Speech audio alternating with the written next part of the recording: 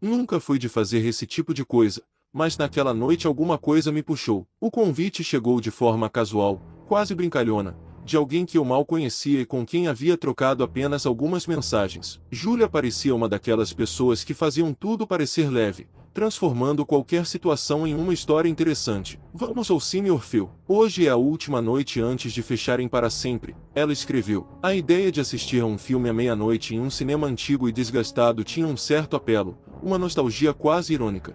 E aceitei. O Orfeu já não era um cinema popular há muito tempo. Quando cheguei, a fachada com letras apagadas e luzes fracas me fez pensar no que aquele lugar já fora um dia. O cheiro de umidade e o som abafado do vento deixavam claro que sua glória havia passado, talvez décadas antes, mas isso só aumentava o charme sombrio. Vi Júlia parada na entrada, e assinei. Ela respondeu com um sorriso hesitante, meio ansioso, mas o tipo de sorriso que me fez pensar que ela sentia a mesma estranha expectativa. Ao cruzarmos a entrada, senti um peso estranho no ar. O lugar estava vazio, quase deserto. A bilheteira estava lá, mas o atendente parecia mais uma sombra do que uma pessoa, mal erguendo os olhos quando nos entregou os ingressos. O corredor até a sala era estreito e mal iluminado, e cada passo fazia o ambiente parecer ainda mais apertado e abafado. Algo me incomodava, mas ignorei a sensação, atribuindo-a ao clima do lugar. Quando entramos na sala, o ambiente escuro me deu a impressão de que havíamos saído da realidade. Poucas poltronas estavam ocupadas,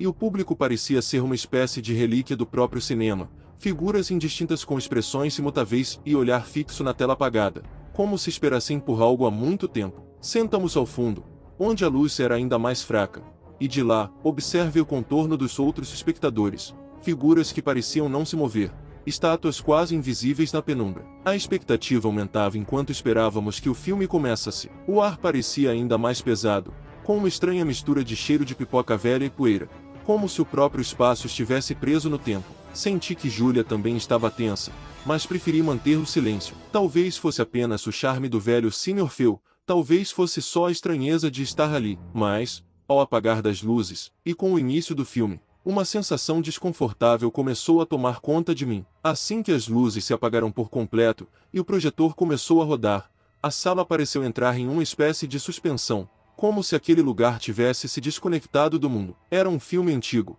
dos anos 70 ou 80, com tons sépia que acentuavam o aspecto sombrio e envelhecido das imagens. A história era simples, com poucas falas e uma trilha sonora que soava abafada, distante, como se tivesse sido gravada em uma época em que o mundo era um pouco mais lento e silencioso. No entanto, logo nos primeiros minutos, algo começou a me incomodar profundamente. Aquele enredo e as cenas, tudo me parecia estranhamente familiar, como se eu já tivesse visto aquele filme antes, embora eu soubesse que nunca tinha estado ali. O protagonista era um homem comum, andando sozinho por uma cidade vazia, e à medida que ele caminhava, observava as ruas ao redor, desertas, com uma tensão crescente, como se soubesse que algo estava por vir. Mas o que realmente me perturbou foi perceber que o homem no filme usava uma jaqueta idêntica à minha, e de algum modo, seu rosto começava a me lembrar o meu próprio. Olhei ao redor, esperando ver alguma reação nos outros espectadores, mas ninguém parecia notar ou se importar. Os poucos presentes permaneciam completamente imóveis,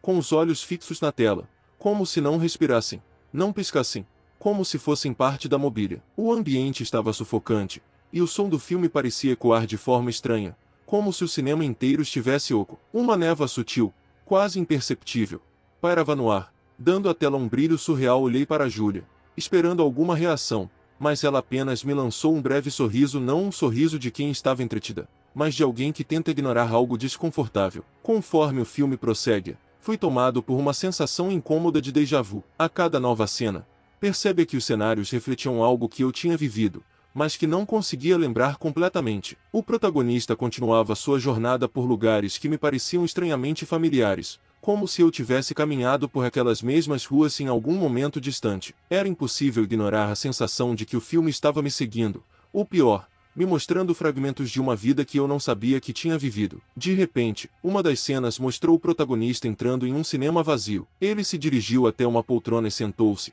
exatamente como eu havia feito minutos antes. Olhei para a tela, tentando entender o que aquilo significava. A imagem do protagonista se transformou, ganhando uma expressão sombria e vazia, os olhos sem brilho, como se ele soubesse que estava preso. Em seguida, ele virou o rosto na direção da câmera, e foi então que percebi que ele olhava diretamente para mim, como se eu fosse o invasor, como se soubesse que eu o estava observando. Algo na intensidade daquele olhar me fez desviar o meu, mas só por um segundo. Voltei a encarar a tela, na esperança de que aquilo fosse apenas uma coincidência, uma estranha ilusão causada pelo ambiente e pela tensão. No entanto, o olhar continuava fixo, uma figura imóvel no centro da tela, em silêncio, enquanto eu sentia um peso crescente, uma presença que parecia estar ao meu lado. Era como se algo na sala estivesse mudando, como se o cinema estivesse vivo, absorvendo tudo ao seu redor. Eu quis falar algo, talvez para dissipar a tensão ou ao menos confirmar que Júlia sentia o mesmo, mas a escuridão da sala e o silêncio dos outros espectadores faziam parecer que qualquer palavra minha iria quebrar uma regra silenciosa. Permaneci quieto,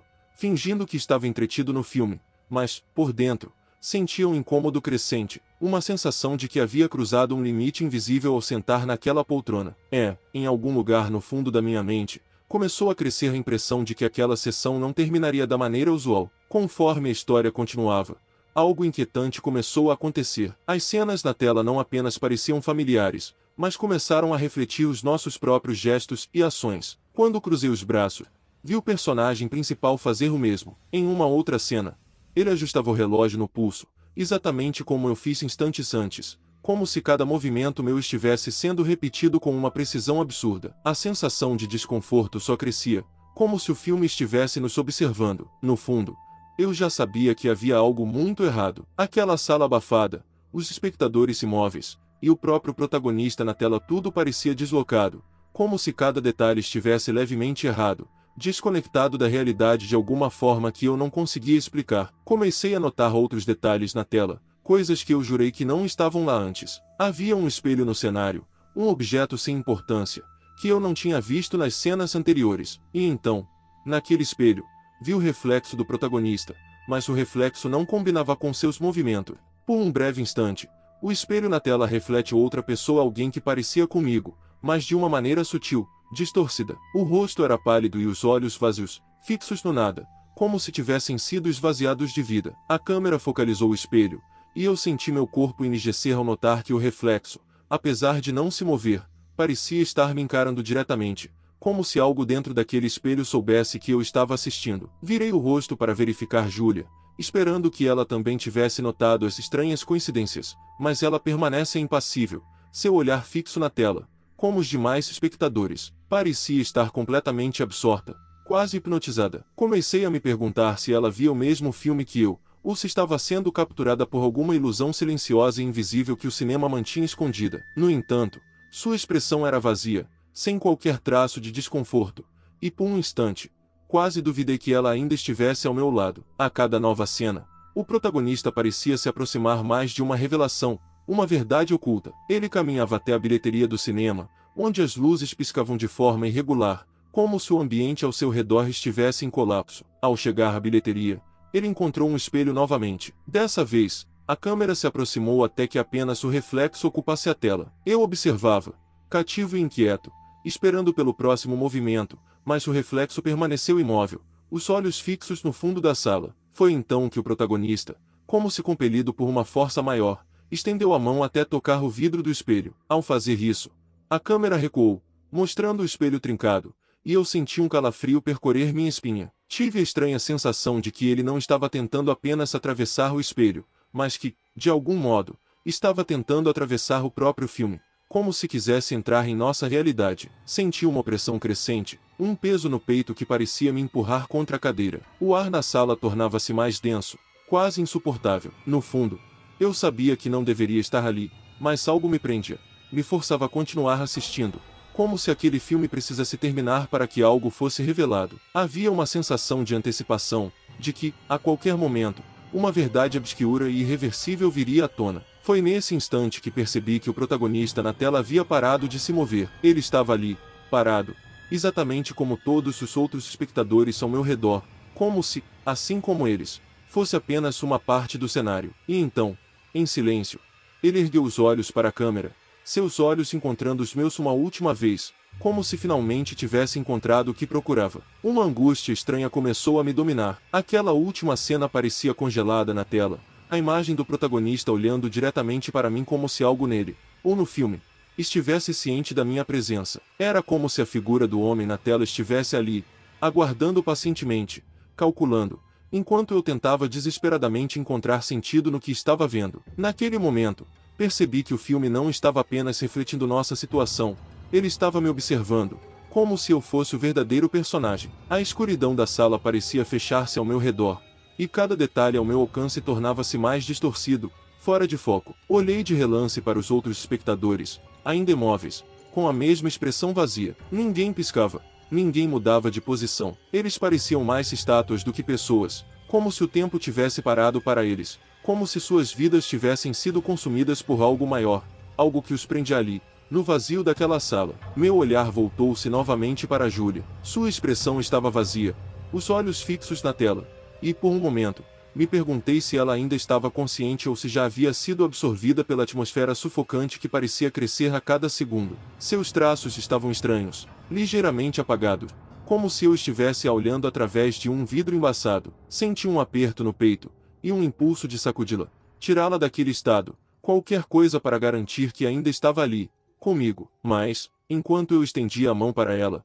uma sensação gelada me deteve e era como se tocar Júlia naquele momento fosse o mesmo que atravessar um limite, um ponto sem retorno. Na tela, o filme recomeçou a se mover, quase sem aviso. O protagonista parecia mais exausto, como se estivesse lutando contra uma força invisível. Ele andava por corredores e ruas desertas, espiando as salgas, até que, novamente, a câmera focalizou o seu rosto. E então notei algo que me paralisou. Aquele rosto era o meu. Não apenas parecido ou vagamente familiar, ele era idêntico ao meu. Cada linha, cada traço, era como olhar em um espelho, mas um espelho que refletia algo mais sombrio e vazio. Aquele reflexo tinha olhos mortos, como se alguma essência vital tivesse sido sugada para longe, deixando apenas um casulo vazio, uma máscara desprovida de alma. O desconforto escalou para algo muito mais próximo do pavor. O ar na sala tornara-se denso demais, quase tóxico, como se eu estivesse respirando um nevoeiro de ansiedade que me preenche até os ossos. Havia uma presença ali,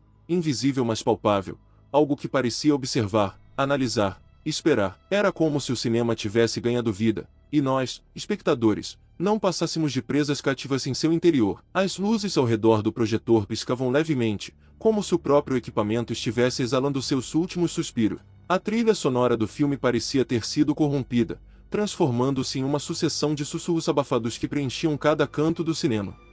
Quando olhei para cima, vi que as salbras no teto pareciam se estender, formando figuras irreconhecíveis, distorcidas, e uma sensação de iminente catástrofe me percorreu. Senti que precisávamos sair dali antes que o próprio lugar nos devorasse, antes que aquilo que estava preso entre as paredes do Sr. Phil se manifestasse completamente. Foi então que percebi algo que me aterrorizou ainda mais. O relógio na parede marcava exatamente o mesmo horário de quando havíamos chegado. Era como se o tempo não passasse ali dentro, como se estivéssemos presos em um ciclo infinito, repetindo aquele instante de desconforto para sempre. De repente, a única ideia que restava em minha mente era fugir. Tinha que tirar Júlia de lá, de qualquer maneira. Levantei-me, sentindo as pernas trêmulas, o corpo pesado, como se cada movimento fosse um esforço monumental. Olhei uma última vez para a tela. O protagonista estava imóvel, os olhos vazios, fixos em mim. Parecia um aviso, um presságio de algo que eu ainda não compreendia totalmente, mas sabia que, se não saíssemos agora, não sairíamos nunca. Com o coração acelerado e a mente tomada por um único pensamento: fugir, consegui me levantar. A sala parecia um pouco mais escura agora, como se o próprio ar se tornasse uma substância densa, segurando meu corpo e tornando cada passo um desafio. Com Júlia ao meu lado, caminhamos em direção ao corredor de saída, atravessando as fileiras de espectadores imóveis, suas silhuetas congeladas como estátuas. Naquele silêncio opressivo, apenas o som dos meus passos e o sutil farfalhar de minha própria respiração quebravam a quietude quase sobrenatural. Quando finalmente saímos da sala, fomos recebidos por um saguão sombrio, vazio e mais escuro do que antes. As luzes que normalmente iluminariam o ambiente pareciam estar apenas acesas o suficiente para formar sombras indefinidas nas paredes. Olhei ao redor, procurando alguma sinalização de saída, mas o espaço parecia ter se transformado. O Sr. Phil, que ao entrarmos parecia uma relíquia desgastada do passado, agora parecia ter sido completamente abandonado, como se estivéssemos em uma ruína deserta. Cada detalhe ali me dava a sensação de que havíamos atravessando para algum lugar além da realidade, onde o tempo e o espaço haviam perdido qualquer sentido. Lembrava-me do mesmo Sr. Phil, mas havia algo diferente, uma distorção que eu não conseguia definir. A bilheteria, que antes tinha um atendente soturno, agora estava vazia, e o vidro exibia uma espessa camada de poeira, como se ninguém o tocasse havia décadas. O relógio na parede ainda marcava o mesmo horário, e o ponteiro parecia congelado, como se estivesse impossibilitado de avançar. Conforme andávamos pelo saguão em busca da saída, o som dos nossos passos ecoava, tornando-se estranhamente alto, reverberando pelo espaço como se o cinema estivesse nos observando. Passei por um pôster envelhecido e notei algo que me fez parar. Era uma foto em preto e branco de um casal, um homem e uma mulher sentados lado a lado em uma poltrona de cinema, com as mesmas expressões vazias que eu tinha visto na tela. Eles eram estranhamente familiares. Foi apenas ao olhar com mais atenção que senti um frio intenso percorrer minha espinha. Os rostos daquele casal se pareciam demais com os nossos, como se fossem reflexos antigos de mim e de Júlia. O pânico apertava meu peito enquanto tentava racionalizar o que via, mas nada fazia sentido. Voltei-me para Júlia, e seu rosto agora parecia distante, esmaecido. Ela parecia não notar minha inquietação, apenas seguia ao meu lado com a mesma expressão vazia de antes. A realidade ao meu redor parecia desmoronar, e o Sr. Phil, que antes era apenas um local decadente, agora assume a forma de um pesadelo. Tentei forçar uma das portas de saída, mas ela não cedia. Todas as portas estavam firmemente fechadas, como se o próprio cinema tivesse decidido que não permitiria a nossa saída. O ar tornou-se insuportavelmente denso, e uma sensação sufocante tomou conta de mim. Era como se cada parede do local emanasse uma presença invisível e opressiva, que me mantinha preso ali. Enquanto procurava por outra rota de fuga, meu olhar recaiu novamente sobre os pôsteres antigos. Agora, todos pareciam estranhamente familiares. Cada um deles trazia figuras que, em diferentes épocas e estilos, pareciam estar presas, capturadas no momento de uma última sessão, seus rostos cheios de resignação e vazio. Era como se o Sr. Phil acumulasse almas ao longo do tempo, sugando algo de cada um que cruzasse suas portas para sempre. Num último impulso de desespero, tomei a mão de Júlia e a puxei com força em direção ao corredor oposto. O silêncio se aprofundou, e o eco de nossos passos agora parecia se arrastar, como se o chão estivesse mais distante, quase afundando. Comecei a perder a noção do tempo. O corredor parecia se alongar indefinidamente, suas paredes se contorcendo, e a sensação de déjà vu voltava a me atormentar. Em algum lugar, algo me dizia que havíamos percorrido aquele caminho inúmeras vezes, repetindo o mesmo ciclo em um pesadelo sem fim. De repente, um som abafado, parecido com o chiado de um projetor, preencheu o ar. Virei-me, olhando para trás, e vi uma luz pálida vindo da sala de onde tínhamos saído. Era como se o filme ainda estivesse passando, nos chamando de volta. A imagem era turva, mas distinguível: duas figuras, sentadas lado a lado, observando a tela com expressões vazias, imóveis, sem vida. No fundo da minha mente, eu sabia o que estava vendo,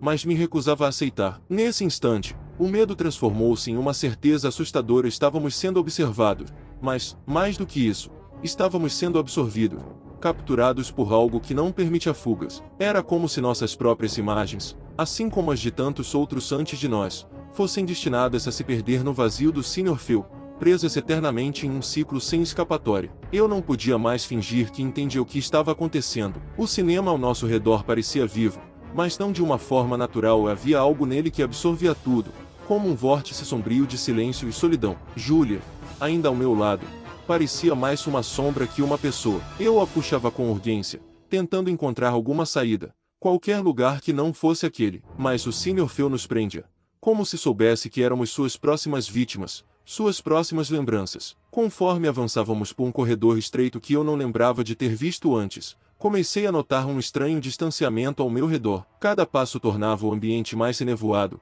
como se o espaço ao nosso redor fosse uma ilusão, prestes a se desfazer. Júlia não falava, não reagia, seu rosto mantendo uma expressão fixa, vazia, como se seu próprio ser estivesse se desfazendo. A cada novo passo, parecia que algo dela desaparecia, e o que restava ao meu lado era uma versão cada vez mais pálida e indistinta, como um reflexo esmaecido. Ao final do corredor, vi um último pôster, isolado dos outros. Era mais empoeirado, coberto de manchas de tempo, mas ainda assim algo nele me chamou. No centro da imagem, dois vultos apareciam com feições distorcidas, mas inconfundíveis. Eram cópias nossas, e ao fundo, as cadeiras e as paredes desmoronando eram as da sala de cinema em que havíamos estado momentos antes. Como uma sombra do nosso encontro, a imagem do pôster nos eternizava ali, perdidos na penumbra, capturados em um único instante, para sempre. Sentindo que cada segundo naquela estrutura ameaçava nossa própria existência, me virei para sair, mas o corredor havia desaparecido. Atrás de mim,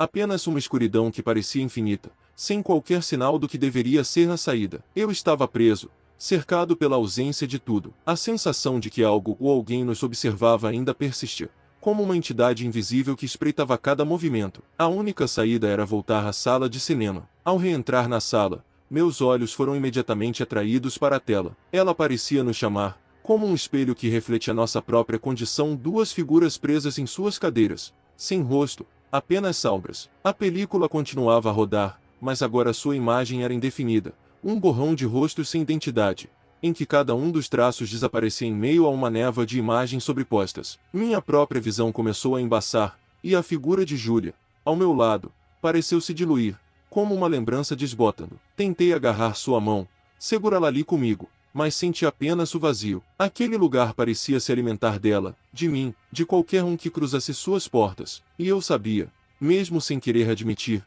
que já havíamos sido engolidos. Não existia mais nenhum caminho de volta, estávamos além de qualquer lugar que chamássemos de realidade. Então, o som do projetor voltou, incessante, ecoando como uma batida constante e distante, o ritmo de algo que girava para sempre. Em um último lampejo de clareza, percebi que estávamos presos, que havíamos nos tornado parte do próprio Sr. Phil, como se nossa presença ali fosse apenas mais uma cena repetida, eternamente presa em um ciclo de lembranças apagadas. Agora, toda vez que fecho os olhos, vejo aquela sala escura, os rostos apagados dos espectadores, os mesmos gestos repetidos, as mesmas cenas espelhando cada fragmento do que fomos. E quando acordo, o som do projetor ainda ecoa na minha mente, como um aviso de que nunca realmente saímos dali.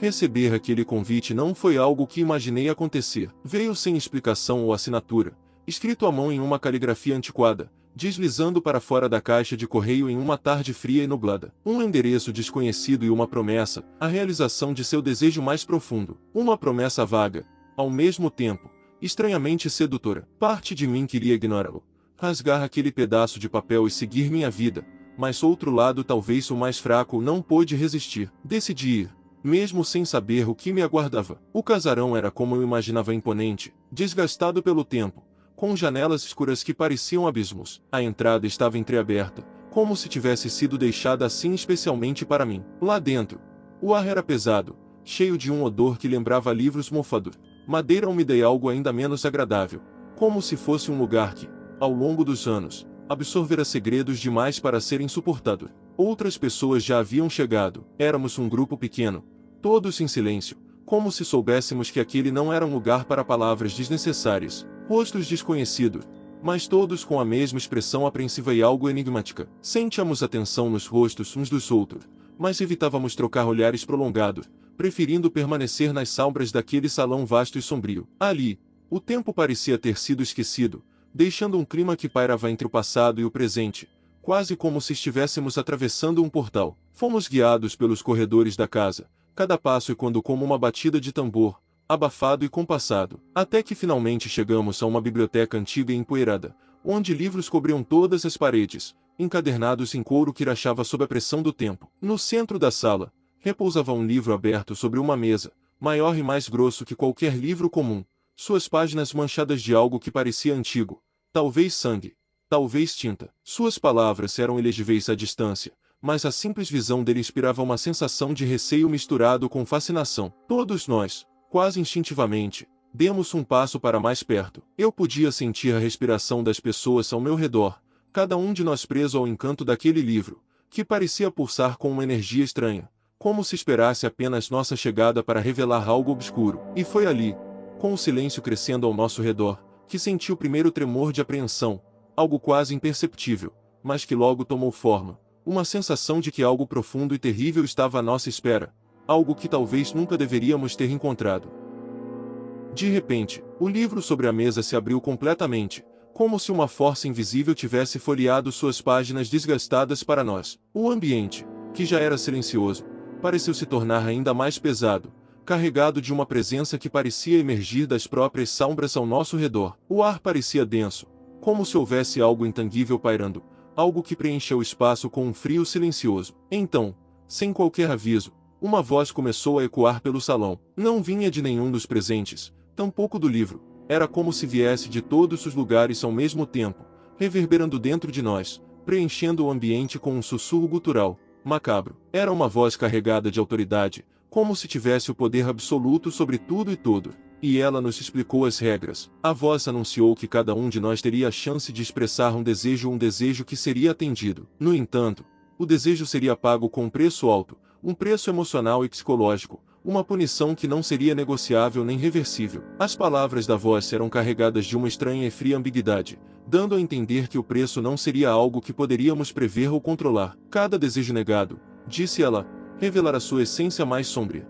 E o custo será determinado pela profundidade desse desejo. A cada frase, a tensão aumentava, como se o ar ficasse mais denso e o cômodo mais escuro. Era como se a voz trouxesse consigo um peso invisível, que nos esmagava lentamente, sugando o pouco de segurança que ainda restava. Ninguém se atreveu a interrompê-la. Sentíamos que qualquer questionamento ou resistência seria inútil, talvez até perigoso. Cada um de nós percebe, ao ouvir aquelas regras, que estávamos envolvidos em algo além de nossa compreensão. A promessa de ver o desejo realizado era irresistível, uma chance única. Mas o preço, sempre o preço, a voz advertiu que o custo exato do desejo jamais poderia ser calculado com antecedência, e que, uma vez expressado o desejo, não haveria retorno. A punição viria de imediato e de forma irrevogável, impondo-se sem misericórdia, marcando o desejante para sempre. O cômodo mergulhou em um silêncio ainda mais profundo após o último aviso. Não havia como fugir da tensão no ar, daquela expectativa sombria que agora pairava entre nós. Eu sabia que nada seria o mesmo a partir daquele momento. Estávamos presos, cada um de nós, dentro do alcance inescapável do que quer que fosse aquilo. Apesar do medo, a promessa do desejo, a chance de ter aquilo que sempre imaginei impossível, e isso foi o suficiente para me prender ali, de olhos fixos no livro, e me forçar a ficar. Foi o homem à minha esquerda quem decidiu começar, um gesto hesitante, como se resistisse, mas algo mais forte o impelicia a dar o passo adiante. Ele observou o livro com uma expressão de curiosidade contida, e por fim, num tom quase inaudível, sussurrou seu desejo. Ele queria que a dor que sentia desaparecesse. Não especificou qual dor, mas estava claro para todos que era algo profundo e insuportável, uma ferida antiga que ele não conseguia mais carregar. Assim que ele terminou de falar, o livro pareceu absorver suas palavras, como se estivesse bebendo do pedido. O salão ficou ainda mais frio, e por um momento ninguém ousou sequer respirar. A expressão no rosto dele mudou, os olhos se estreitaram, e a rigidez de seu corpo relaxou, como se uma carga finalmente tivesse sido aliviada. Ele parecia diferente, e então, aos poucos, a mudança ficou evidente. Uma apatia assustadora tomou conta dele, como se algo essencial tivesse sido removido junto com sua dor. Seus olhos estavam vazios, como se tivesse perdido a capacidade de sentir qualquer emoção. Não havia paz, nem alívio, apenas uma expressão vazia e distante. O silêncio se tornou pesado com a transformação dele, uma sensação de horror crescente se espalhando entre nós. O preço que ele pagou parecia insuportável, a própria essência de suas emoções, arrancada como preço pelo desejo realizado. Naquele momento, eu senti uma pontada de medo tão profunda que meu corpo inteiro congelou. No entanto, a promessa do livro ainda ecoava dentro de mim, como um sussurro sedutor que se sobrepunha ao medo. Parte de mim sabia que não devia continuar ali, mas outra parte, um desejo profundo e teimoso, me forçava a ficar. A próxima a tentar foi uma mulher de expressão exausta, com os olhos sombrios de quem já passou por muitos tormentos. Ela aproximou-se do livro, e fez um pedido quase inaudível, que fosse perdoada pela culpa que carregava em relação a alguém que já havia partido deste mundo. Assim que terminou de falar, algo mudou nela também. Por um instante, ela pareceu aliviada, como se a culpa finalmente tivesse sido liberada. Mas então, ao seu lado, começou a se formar uma sombra,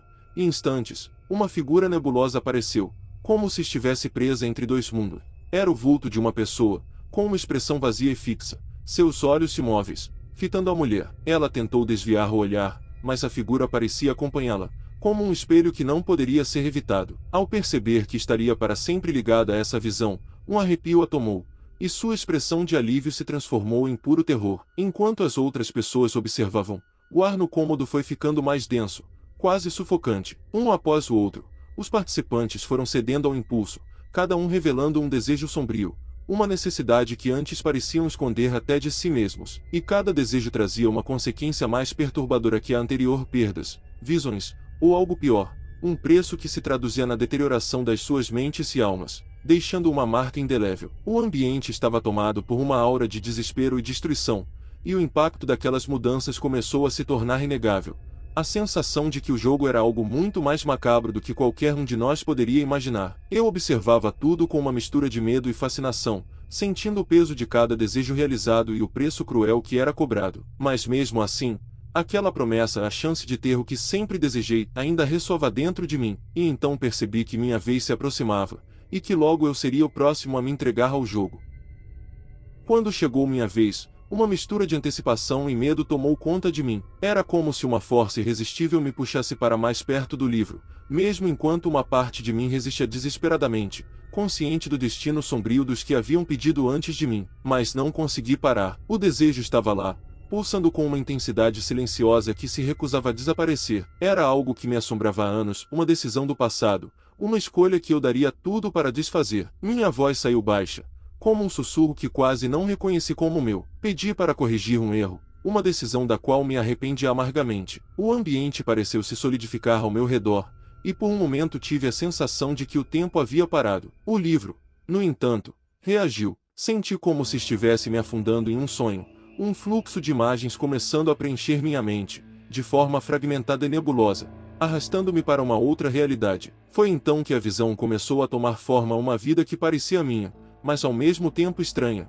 distorcida. Eu era eu, e ao mesmo tempo não era. Nessa versão alternativa de minha existência, minha vida parecia perfeita. Os erros que cometi, as escolhas das quais me arrependo, todas haviam sido evitadas. Em vez disso, essa versão melhorada de mim havia feito escolhas impecáveis, tomado decisões que qualquer pessoa julgaria como certas, construído um caminho de êxito, estabilidade e uma harmonia que eu nunca conhecera de fato. Mas, enquanto observava essa vida ideal, comecei a sentir um vazio crescendo dentro de mim. Tudo era meticulosamente perfeito, mas isso fazia com que cada detalhe parecesse falso, como uma cena ensaiada, vazia de propósito. Eu era um espectador da minha própria história, assistindo a uma versão de mim mesmo que havia seguido o caminho certo, mas que, de algum modo, não tinha substância. Sem os erros, sem os tropeços, sem as cicatrizes, minha vida parecia superficial, como se nada nela tivesse sido realmente vivido. O desconforto foi crescendo, e com ele uma sensação de sufocamento, como se algo vital estivesse sendo lentamente drenado de mim. Minha visão começou a ficar turva, e uma onda de pânico surgiu. Naquele momento, entendi o preço do meu desejo ao tentar apagar meu erro. Eu havia apagado algo essencial de mim mesmo. Sem os arrependimentos, sem as dores, eu não era nada além de uma casca vazia, uma sombra pálida e sem profundidade. A visão começou a desmoronar, e aos poucos, voltei à realidade da biblioteca. O ambiente estava tão frio quanto antes, mas algo havia mudado em mim. A lembrança daquela vida perfeita continuava vívida, e o vazio que ela carregava agora estava profundamente impregnado dentro de mim. Era como se uma parte da minha identidade tivesse sido arrancada, deixada para trás, naquelas imagens reais. O preço do desejo havia sido pago, e eu sabia que, não importava o quanto tentasse, nunca conseguiria desfazer o que o livro havia feito. Após o desenrolar das visões e desejos, a atmosfera na biblioteca se tornara palpavelmente pesada, como se as paredes se estivessem absorvendo o desespero e a frustração que se espalhavam entre nós. A expressão dos participantes mudou drasticamente. O medo e a confusão estavam estampados em seus rostos, substituindo a curiosidade inicial. O impacto das consequências começava a se manifestar de maneira perturbadora, e cada um parecia lutar contra suas próprias batalhas internas, enquanto o ambiente vibrava com a energia negativa que agora nos cercava. O homem que havia perdido sua capacidade de sentir emoções não se movia. Ele se sentou em um canto, o olhar fixo em um ponto distante, quase como se estivesse perdido em um mar de pensamento, onde nenhuma luz poderia alcançá-lo. A mulher que fora seguida pela figura nebulosa parecia ter entrado em um estado de pânico, sussurrando palavras sem sentido, sua mente lutando para escapar do tormento que a acompanhava. A biblioteca, uma vez envolvente, tornara-se um cenário de horror psicológico, uma prisão de angústia que nos mantinha cativos.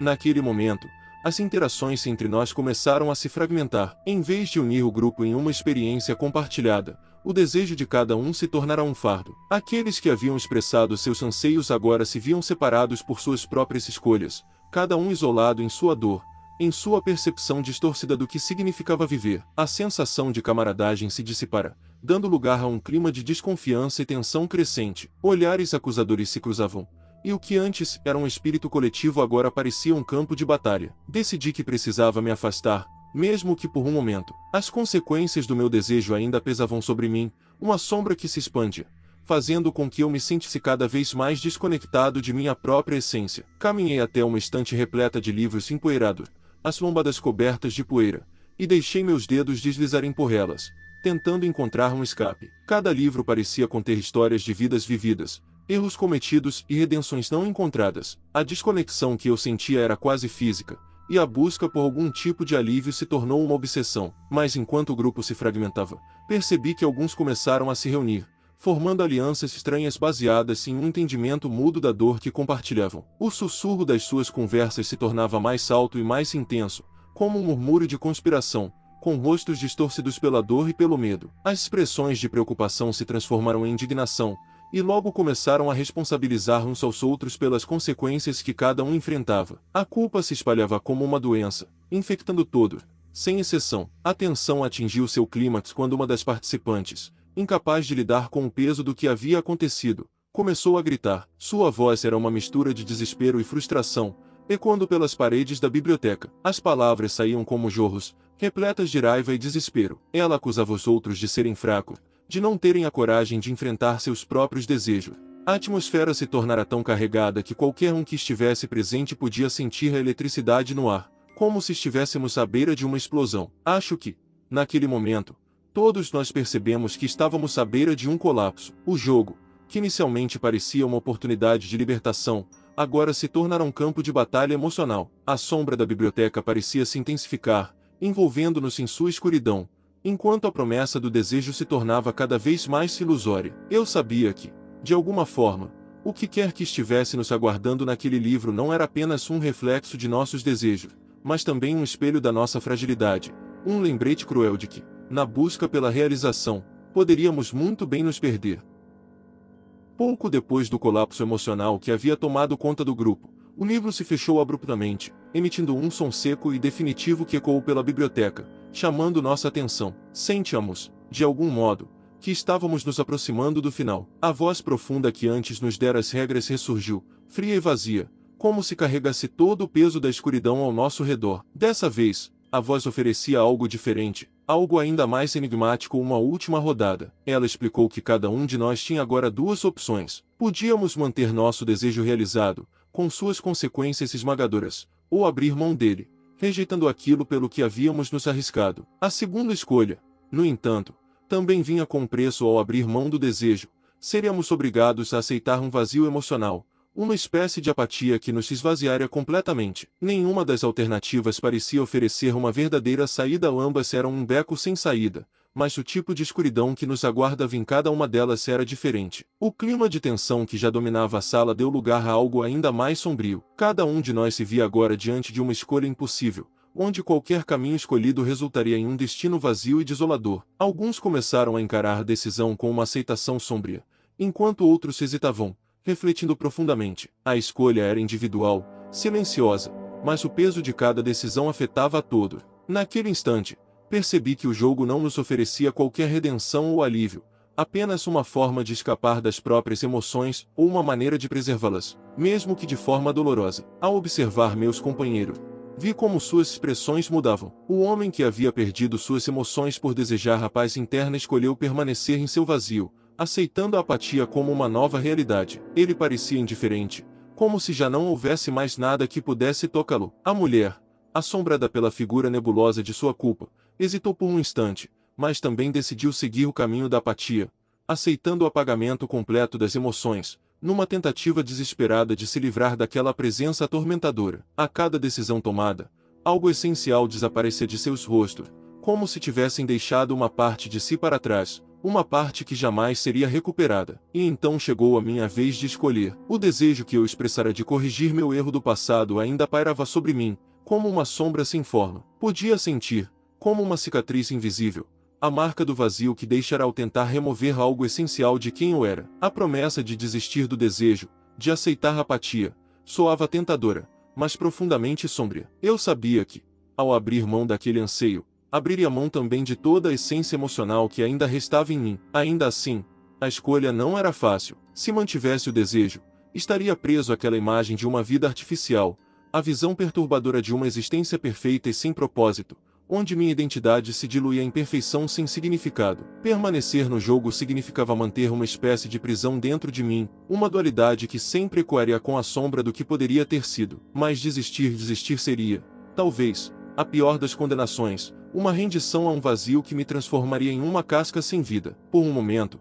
fui tomado por uma sensação de quietude, de quase clareza, e então, sem hesitar mais, senti que uma decisão havia sido tomada dentro de mim, ainda que eu não pudesse identificar claramente qual. Tudo ao redor começou a se desfocar, e eu senti o peso daquele instante gravar-se em minha mente como uma marca permanente, uma escolha que, qualquer que fosse, deixaria uma cicatriz impossível de apagar.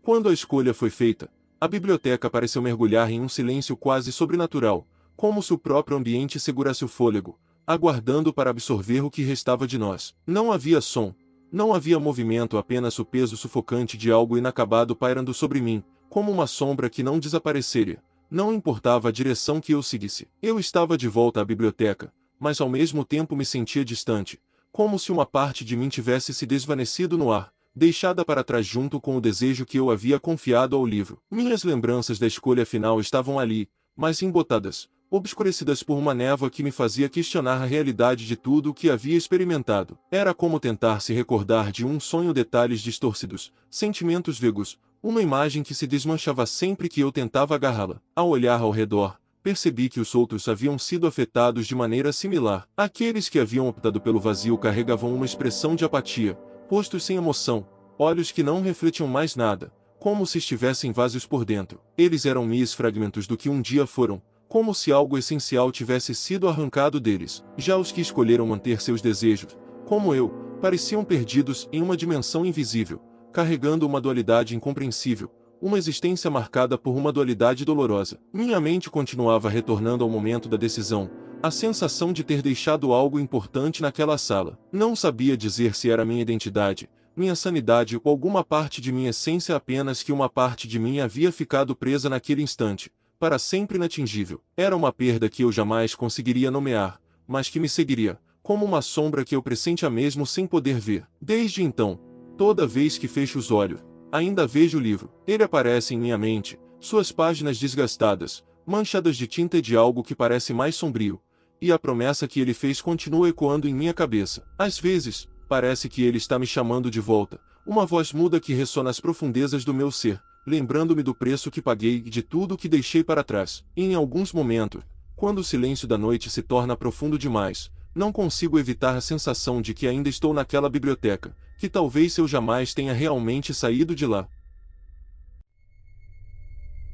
Existem sonhos que perseguem a gente, que aparecem nos detalhes de cada pensamento e na curva das horas, como uma promessa que ainda não se cumpriu. Para mim, o sonho era uma Lamborghini, não apenas um carro, mas um ícone, o tipo de máquina que muda sua presença no mundo. Foi por isso que, ao encontrar um anúncio de um modelo clássico por um preço quase inacreditável, não pude deixar a oportunidade escapar. Fui dominado por uma mistura de euforia e nervosismo, como se o universo estivesse finalmente oferecendo algo que era só meu. O encontro foi marcado em um bairro afastado da cidade, onde as ruas pareciam menos habitadas e o ar, mais pesado. Ao estacionar diante da casa simples e mal cuidada, um estranho silêncio se instalou, como uma pausa inesperada. Logo, a porta da garagem se abriu e um homem apareceu, magro e envelhecido, os ombros caídos como se carregassem um peso invisível. Ele acenou para mim, com a mão trêmula e o olhar distante, como se a ideia de vender o carro lhe trouxesse um alívio impensável. Ali, no centro da garagem,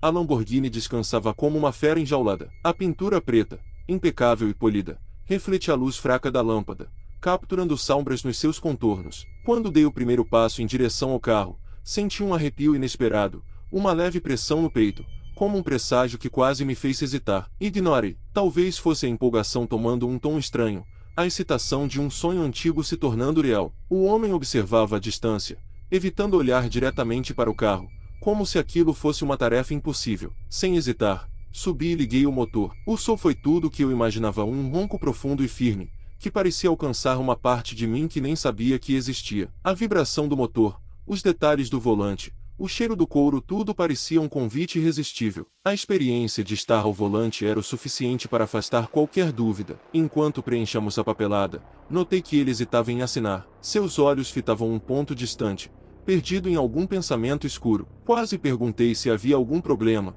mas a ansiedade de dirigir me impediu de dar atenção. Para mim, nada mais importava. A ideia de levar aquele carro era o suficiente para calar qualquer outra sensação. Com um aceno rápido, saí de lá, sem olhar para trás. O caminho de volta foi um teste, uma celebração silenciosa. O carro respondia como um animal selvagem que acabava de reconhecer o novo dono, deslizando suavemente, devorando a estrada. Ao chegar em casa, passei um bom tempo na garagem, observando cada detalhe da Lamborghini sob a luz fraca, satisfeito e hipnotizado. A perfeição daquele carro era quase assustadora, como se guardasse uma história que não queria revelar. Quando finalmente me despedi do carro e fechei a porta da garagem, uma sensação de exaustão inexplicável tomou conta de mim. O cansaço parecia algo profundo, como se houvesse absorvido algo mais do que a simples experiência de dirigir. Mas afastei essa ideia rapidamente, convencido de que estava apenas impressionado. Por fim, fechei os olhos, já ansioso pelo próximo passeio. Talvez estivesse cansado demais para perceber que, naquela noite, um sonho se realizava, mas algo mais sombrio começava a se instalar em minha vida. A noite seguinte trouxe consigo uma inquietação que não pude ignorar. A Lamborghini, estacionada na garagem, parecia chamar por mim, como se sua presença exigisse atenção constante. Incapaz de resistir, peguei as chaves, decidi dar uma volta noturna, acreditando que a estrada vazia proporcionaria uma experiência ainda mais intensa. As ruas estavam desertas, iluminadas apenas pelas luzes amareladas dos postes, que lançavam sombras alongadas no asfalto. O motor ronronava suavemente, e a sensação de controle absoluto era intoxicante. No entanto, à medida que avançava, uma sensação de desconforto começou a se insinuar, uma leve pressão na nuca, como se estivesse sendo observado. Olhei pelo retrovisor e, por um instante fugaz, pensei ter visto uma sombra indistinta no banco traseiro. Virei-me rapidamente, mas o espaço estava vazio. Ri de mim mesmo, atribuindo a visão à minha imaginação fértil, talvez resultado da excitação de dirigir um carro tão poderoso. Continuei, tentando afastar a sensação de desconforto. Conforme os minutos passavam,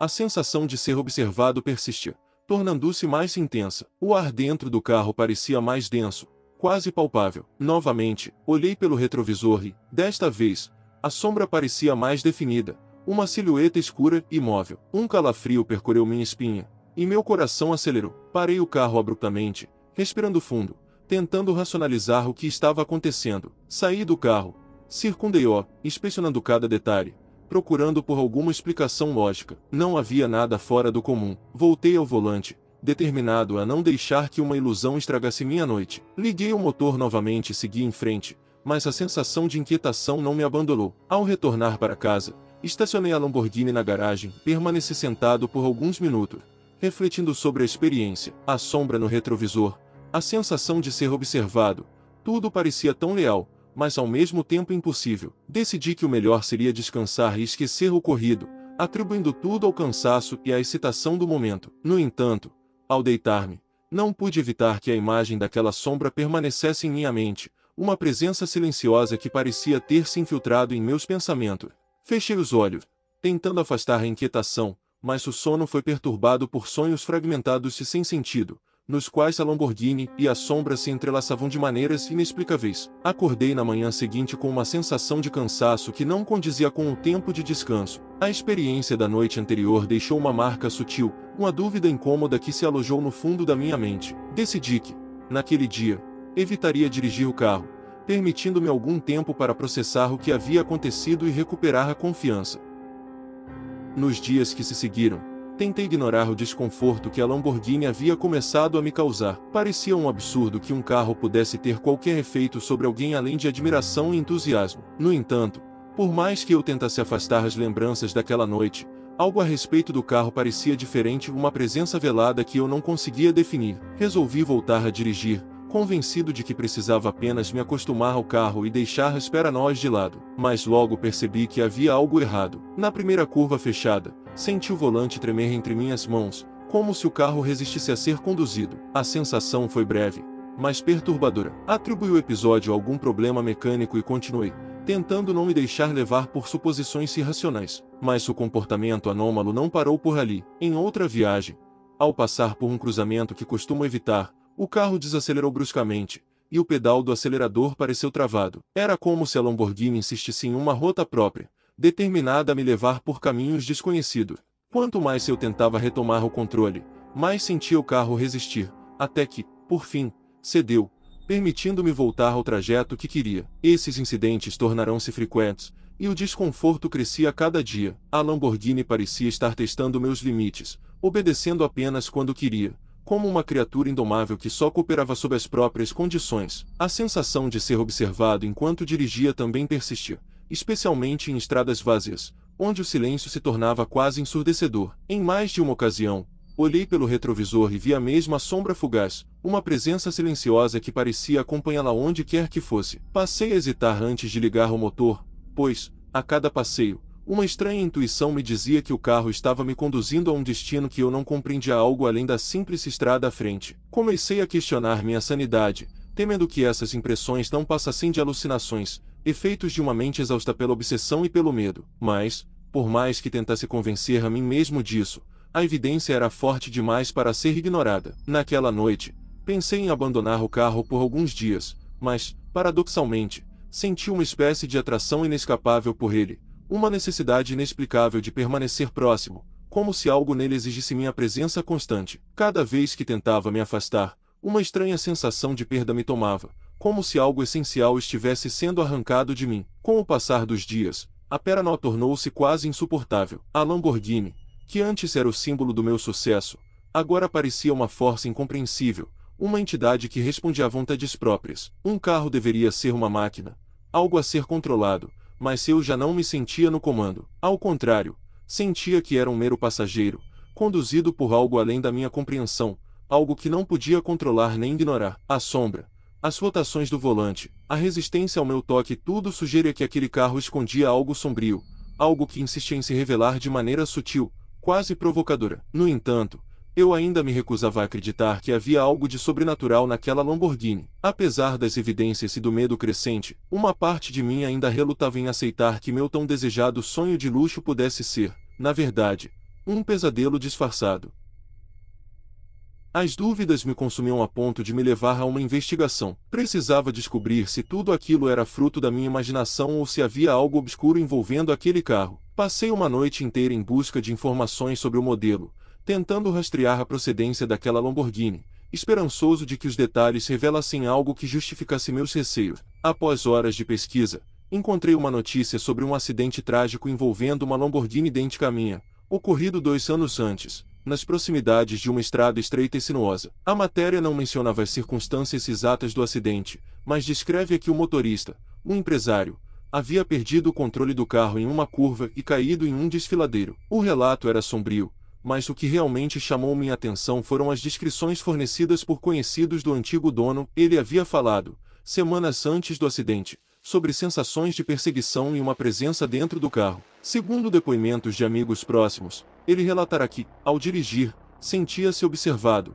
assim como eu. Havia mencionado uma figura que aparecia de forma esporádica no banco traseiro, uma sombra que o acompanhava durante as viagens noturnas. Nas últimas semanas de sua vida, o homem evitava dirigir sozinho, convencido de que o carro o levava por caminhos errados e tentava controlá-lo. No entanto, a paixão pelo veículo o mantinha preso, incapaz de se desfazer dele. Na noite do acidente, ele estava sozinho, e ao que parecia, o carro decidiu seu destino. Ao ler aquelas palavras, senti um frio percorrer minha espinha. Era como se as experiências do antigo dono espelhassem as minhas, como se a mesma maldição se repetisse, refazendo seu ciclo em uma nova vítima. A semelhança entre os relatos era perturbadora. O homem, assim como eu, parecia ter ficado preso em um ciclo de atração e repulsa, uma dança macabra que culminou na tragédia. A cada linha, a realidade se tornava mais difícil de suportar. Eu havia desejado ardentemente aquele carro, mas agora ele era um fardo, um peso sombrio, como se cada quilômetro percorrido me aproximasse de algo terrível. Ainda relutante em acreditar no pior,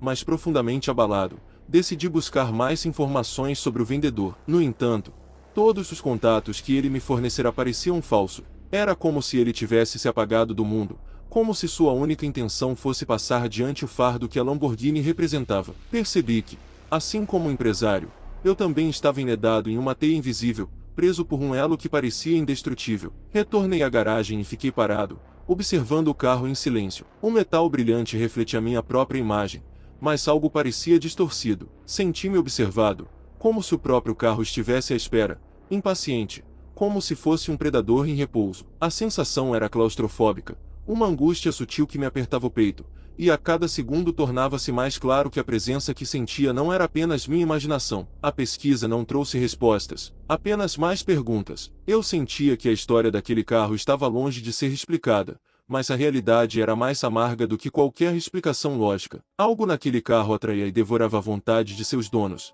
e agora eu era apenas mais uma peça na engrenagem daquilo que ele parecia guardar.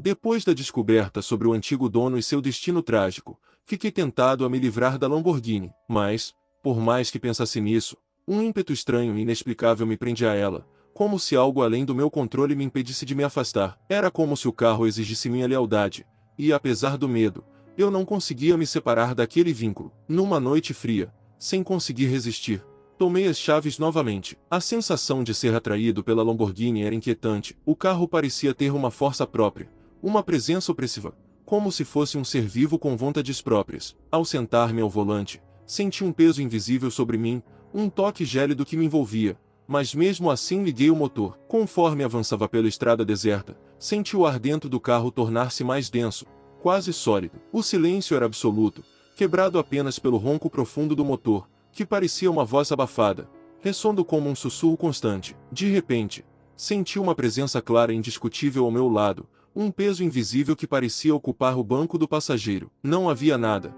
mas a sensação era intensa, perturbadora. Continuei olhando para frente, tentando ignorar a presença, mas a cada curva, cada aceleração, era como se algo estivesse ali, tão próximo que parecia me tocar. Instintivamente, olhei para o retrovisor, e ali, no reflexo opaco, vi uma sombra escura, quase indistinta, mas com contornos que formavam um rosto pálido e de olhos vazios, fixos em mim. A imagem era vaga, mas intensa, como se uma entidade me observasse com curiosidade sômbria. Meu corpo congelou, e o pânico cresceu em minha garganta, mas estava paralisado, incapaz de desviar o olhar. Era uma presença fria e intensa, e por mais que tentasse, não conseguia me libertar daquele olhar. Por fim, o carro começou a acelerar sozinho, sem que eu pressionasse o acelerador. O volante parecia ter vida própria, guiando-se sem minha intervenção, e o desespero tomou conta de mim. O carro ganhou velocidade, e eu mal conseguia respirar, tomado por uma sensação de vulnerabilidade absoluta. Era como se a Lamborghini estivesse me testando, como se aquele momento fosse uma prova, um ritual que eu não compreendia. Respirei fundo, numa explosão de coragem.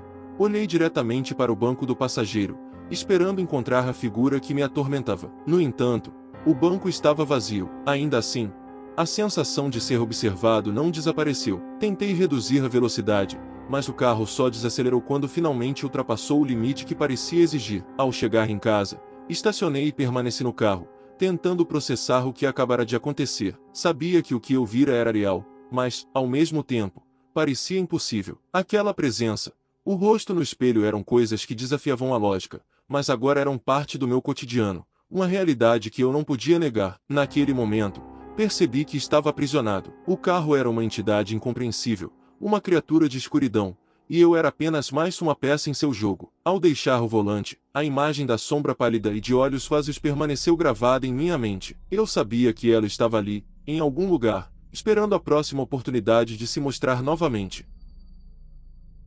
Naquela noite, a sensação de estar preso ao carro tornou-se insuportável. Por mais que tentasse, minha mente não conseguia se afastar da ideia de que algo sombrio e malicioso havia se alojado dentro da Lamborghini. Precisava me livrar dela de qualquer maneira, pois sabia que, se hesitasse mais, poderia me perder completamente naquilo que a presença parecia exigir de mim. Decidi sair em direção a uma oficina afastada, na esperança de vender o carro ou, ao menos, deixá-lo lá. A estrada era escura, e a neblina formava sombras distorcidas ao longo do caminho. O silêncio parecia mais denso que o habitual, e a escuridão em volta trazia uma sensação de isolamento. Com o carro em alta velocidade, tentei focar no objetivo, ignorando o desconforto que me assombrava. No entanto, logo percebi que algo não estava certo. Sem aviso, o carro começou a acelerar sozinho, e o pedal do freio não respondia. Minhas mãos no volante pareciam inúteis, como se os comandos não tivessem mais efeito sobre a máquina. Era como se a Lamborghini tivesse assumido o controle completo,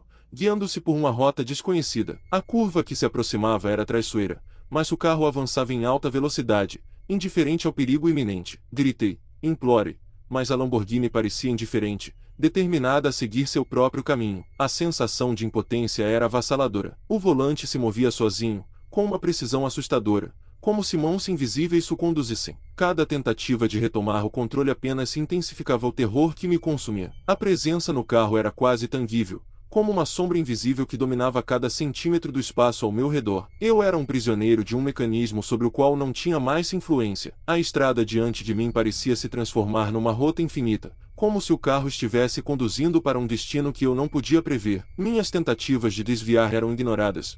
Tudo o que restava era esperar e suportar o pavor. As luzes da estrada passavam rapidamente, e a escuridão envolvente parecia se fechar ao redor do carro, intensificando a claustrofobia que me dominava. O carro, finalmente, desacelerou quando chegamos a um trecho deserto e silencioso, e o volante cedeu ao meu toque. Por um breve momento, a sensação de controle voltou, mas não tive tempo de sentir alívio. O motor ainda ressoava com um som ameaçador, um ronco profundo que parecia mais um aviso do que um funcionamento normal. Cheguei à conclusão de que o carro estava me testando, como se o controle momentâneo fosse uma ilusão passageira. Eu era um peão em um jogo que não compreendia.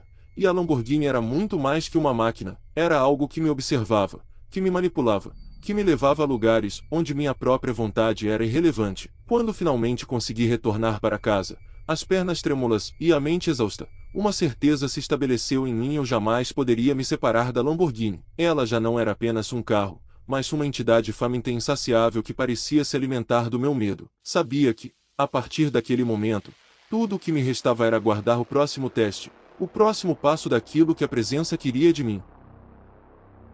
Os dias que se seguiram foram tomados por uma sensação de fatalidade inevitável. Não importava o que eu fizesse, o carro estava sempre lá, como uma presença sombria que parecia preencher cada canto da minha existência. A ideia de livrar-me da Lamborghini, que já fora minha maior ambição, agora se tornava um pensamento sombrio, mas impossível de realizar. Eu sabia que ela nunca me deixaria. Ela era um imã sombrio, um vínculo inescapável, algo muito além de metal e rodas. Uma noite, tomado por uma mistura de exaustão e resignação, sentei-me ao volante. Lá fora, a estrada deserta me chamava, envolta em sombras e silêncios pesados. Liguei o motor, sentindo o agora familiar arrepio subir pela espinha, como se a máquina aguardasse esse momento. A Lamborghini parecia respirar, quase vibrar sob minhas mãos, como se estivesse viva, ciente da minha presença. Conforme avançava pela estrada, senti o carro acelerando por conta própria. Minhas mãos no volante eram mis adornos, o carro já tinha assumido o controle. A velocidade aumentava, e o ronco do motor tornou-se um grito baixo e contínuo, quase como um lamento. Cada curva era feita com precisão, mas a direção me parecia estranha. Estávamos, aos poucos, nos afastando das rotas conhecidas, avançando por um caminho de escuridão absoluta. Foi então que vi o fim da estrada se aproximando, uma ponte antiga e estreita, com um desfiladeiro profundo à sua direita. A Lamborghini acelerou ainda mais, dirigindo-se para a borda. Minhas tentativas de retomar o controle foram inúteis, e em um instante de pânico absoluto, fechei os olhos, esperando o impacto. O grito que ouvi foi intenso e desumano, um som que se misturava ao rugido do motor, uma manifestação de uma entidade que, de alguma forma, se revelava. Então, tudo silenciou. O carro estava parado. Lentamente, abri os olhos, confuso, esperando encontrar-me em algum lugar entre a vida e o desconhecido. Mas o que vi era apenas a estrada escura à frente, vazia, quieta. Havia uma calma irreal, como se o próprio tempo tivesse cessado. Permaneci no carro, incapaz de me mover. Sentia como se ainda estivesse em movimento, mas de uma maneira intangível, uma viagem sem destino. Uma sombra difusa dançava no retrovisor, e a presença que me assombrava parecia agora parte de mim, como se estivesse em algum lugar além do físico, algo que jamais poderia deixar para trás. Aquela noite foi minha última com a Lamborghini, mas não consigo dizer se algum dia deixei aquele carro. Ainda me pego ouvindo o som do motor, sentindo a estrada debaixo de mim, como se a viagem nunca tivesse acabado. Talvez eu esteja em algum ponto entre o real e o imaginário, onde o destino final é apenas uma possibilidade distante.